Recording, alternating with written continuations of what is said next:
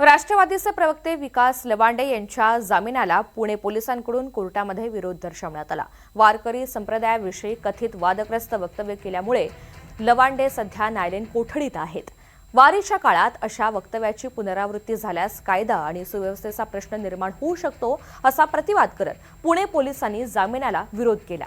विकास लवांडे यांनी ॲडव्होकेट मिलिंद पवार यांच्या मार्फत जामीन मिळवण्यासाठी अर्ज केलेला होता, त्याला वाघोली पोलिसांनी मात्र विरोध दर्शवलाय।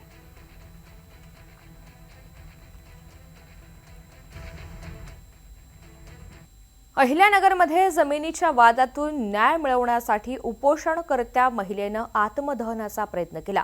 पोलीस अधिकाऱ्यांच्या धमकीमुळे अंगावर रॉकेल ओतून आत्मदहनाचा प्रयत्न तिनं केलेला आहे। मात्र झटापटी दरम्यान त्यांच्यासोबत आलेल्या एकाचा जागीच मृत्यू झाल्याची माहिती मिळते। पोलिसांच्या अशा पक्षपाती भूमिकेमुळे आम्ही जीव देणार नाही तर काय करणार असा संतप्त सवाल सुद्धा उपस्थित करण्यात आला।